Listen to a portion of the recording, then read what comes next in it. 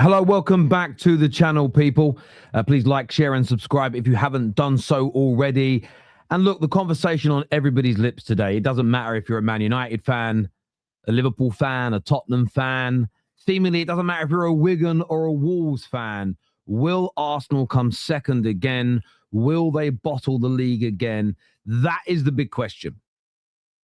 It's what everybody is talking about. Is this the beginning of the bottle? Are they bottling the league? Should Arteta be sacked if he doesn't win it? What of their star players? Are they of the quality people think? Where are the big players stepping up in these games?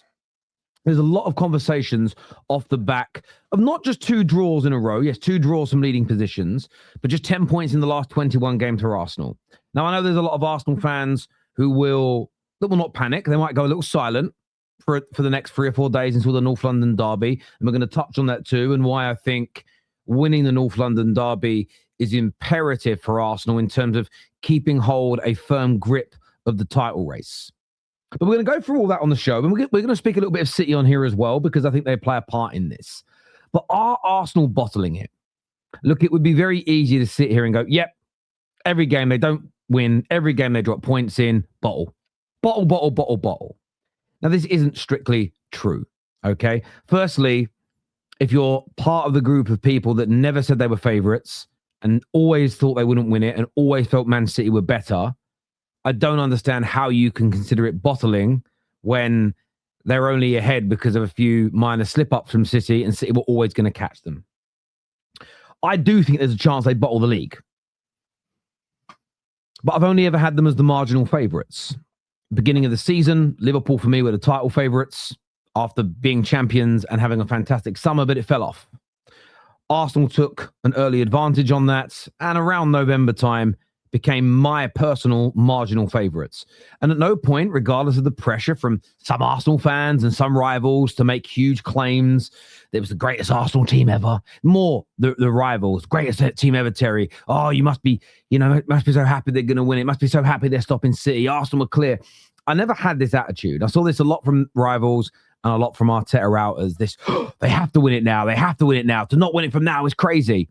But in the same very breath, if any Arsenal fan said we're clear favourites, this is going to be a cakewalk, they were shut down as being arrogant and disrespectful towards Man City. So it's been a weird conversation all year. And for me, Arsenal have just been the marginal favourites for the past 3 or 4 months in a very difficult league. Now, last night, if you look at the game against Wolverhampton Wanderers last night, did they bottle it? Yes. Yes is the answer for me. Why? Because I believe they possess a huge difference in quality and class between them and Wolves. And for large parts of the game, Arsenal's passing was off. The touch was off. There was a nervousness about the players, right down to the equalising goal, which just epitomised Arsenal last night. The ball comes in, Gabriel not talking, Raya not talking, a nervousness had crept in, a huge mistake, good shot. I mean, still was blocked on the line, hit the post and then went in. No luck at all as well, but they bottled it. Last night, again, and where does the word bottle come from? Bottle is Cockney rhyming slang from where I'm from. It means bottle and glass, which rhymes with arse, which means your arse has gone, which means you're shitting yourself. Does that mean every game that Arsenal have dropped points in recently is bottle? No. Liverpool played very well against them and nullified them. Man United, especially, were excellent. You look at the other games where they dropped points. The Brentford game, Brentford are a really good team. Let's not make no bones about it. Brentford went at them, were brave, attacked well, defended brilliantly. I wouldn't call all those games bottle jobs. Could they have been a bit more attacking against Liverpool? Yes. Do I think they crumbled under a bit of pressure against Forest? Yes. I thought they had a good chance to go clear of City, and they didn't handle that pressure very well. But let's not forget that in between all these games, they beat Wigan 4-0 as an example. We're looking at this now. Smashed Sunderland 3-0. Beat Chelsea home and away in the Carabao Cup semi-final. So this idea that it's going to be a bottle job, I don't completely buy into it. One, I think that's disrespectful to Manchester City. And two, I think it's an oversimplification, but it's just an easy thing to say. It doesn't need any analysis. But do I think this Arsenal team are feeling the pressure? Do I think they could, in the next 2 or 3 games, looking at their fixtures here in the league, against Spurs, at home against Chelsea, away against Brighton, is there the possibility that in those games, if Arsenal's nerves creep in, they could drop big points? Yes. And I feel that Arsenal now need to win their next 3 games. Because for all intents and purposes, I think Man City win their next 3 games. So Arsenal have got to do that, starting with the North London derby, to keep a firm grip.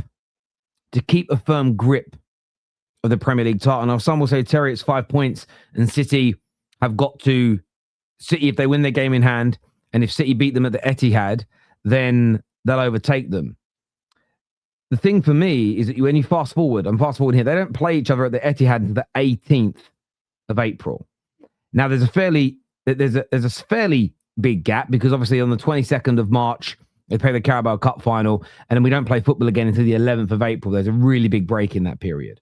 But they don't play each other until the 18th of April, which is 2 months away.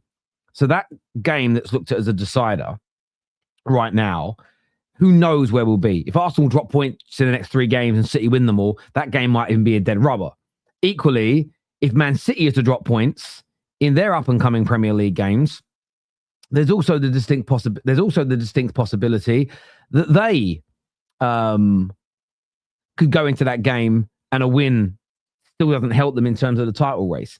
And that is why I don't think it is all over right now. That is why I think the huge meltdown, the Arsenal fans writing themselves off. Look, they might end up being right, but what people are doing right now is they're throwing mud at a wall and they're hoping some of it sticks. These are not educated opinions. These are not people saying what they truly believe. This is panic going, it's over, it's done. No, it's all finished now. It's over.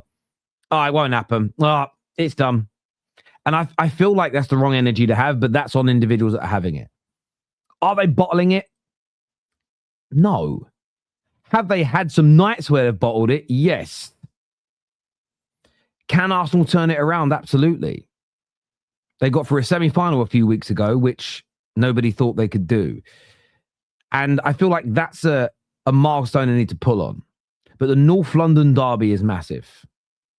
Because by the end of this weekend, the narrative could change. By the time they play Man City, because Man City don't play the game in hand until after their league game, who knows? Who knows at that point what's going to have happened? And this is why Arsenal have got to keep winning, because what Arsenal have got to, and it is hope, what Arsenal have got to hope for is that there is a slip up in the league from City between now and then. City's games are against Newcastle, away at Leeds, at home to Forest, away at West Ham, away at Chelsea.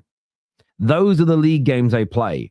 And this is why Arsenal's job now to keep the league in their hands is to win. Just win your games. You're capable of doing it. You've done it before, but win your games. If you get an element of fortune, and it is fortune when another team messes up, the same as City were lucky last night that Arsenal capitulated. You could argue that the pressure from City has made Arsenal capitulate, but then on the same time, you can make the same argument the other way. But if City do drop points against Newcastle or away at Leeds or away against Chelsea, the irony that Chelsea could help them as well is kind of interesting. Then the Wolves slip up maybe isn't as dramatic. And I feel that when it comes to these conversations, and I know already that my trolls and my detractors and people that don't like me or hate Arsenal will go, I can't believe you're defending Arsenal. I'm not overly defending Arsenal. I think they've had some games, and I mentioned them, where they haven't been good enough. Against Man United, we were just better than them. Against Liverpool, they could have been braver. I think against Nottingham Forest and against Wolves, I would call those 2 games bottle jobs. I would looking back, I would say that. Equally, there have been many a game in between all those matches in Carabao Cups, in Champions Leagues, and in the league where they've been absolutely brilliant. And I think right now, you could guess right. You could go, I think they're going to completely collapse from now, and it might happen. But I think you're guessing. That's my personal view. I respect your opinion, but I think you're guessing. I think this is going to be a close title race until the end of the season. My mind has not changed. Maybe dropping points against Wolves was not on the menu for anybody. But the one thing I've been consistent with all year, the one thing that I'll keep pushing and I've said all year because I believe in it wholeheartedly, is that this league campaign was never going to be won early. This league campaign was never going to be a walk in the park for Arsenal, City, or anybody. I thought Liverpool were going to win the league, but I still thought there'd be a close race. And that is all I've seen this year, is a close race. So Arsenal have got to recalibrate. They've got to find some confidence from somewhere. No better place than in the North London derby. But a couple of wins now in the Premier League back-to-back for Arsenal. And they're hard games, by the way. Very hard games. They're not cakewalks. They're not simple. They're not easy. And the whole world can change. A slip up from Man City and the whole world can change. And the reason, and that's the most important bit. If it can go from being over to being Arsenal are probably going to win it now because of one win for Arsenal and one draw for Man City, that in itself should tell you that the league title race isn't over. That should tell you that nothing at this stage has been bottled. And of course, rivals will want to pull on the fact that it's over. Rivals will want to pull on the fact that it's done and it's dusted because they want Arsenal fans to throw the towel in. They want Arsenal fans to throw the towel in, the mood at the Emirates to dip, the players to feel it and for them to throw the towel in because, of course, Arsenal's rivals don't want to see them win the league. There are Man United fans like me that want to see Arsenal win it over City because we view City as a bigger rival, a geographical rival, and we don't want Pep winning it. Not every Man United fan agrees. I've been bantering them all year about it. I'm going to stop the banter now because I think it's tired and done.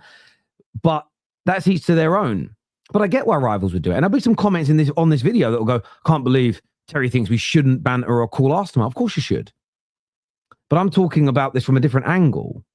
And that is, again, I say this about managers when people go, he's got one game to save his job. If somebody's at a stage of their life where they've got one opportunity to save themselves, they probably should already be sacked. If you've got a member of staff and go, right, I'm going to give you one more week to prove yourself, you should probably already fire them. But if this league title race can go from being over for Arsenal, for them being the clear favourites again because of two results, one in Arsenal's favour and one that goes against Man City, it can't be over. It can't keep if it's fluctuating like this, that's emotion, not logic. And I think logic's needed here. But as ever, look, I want your views. I want your opinions on this. Can't wait to read them below. Take care. Goodbye. God bless. And we'll see you all again very, very soon. Peace.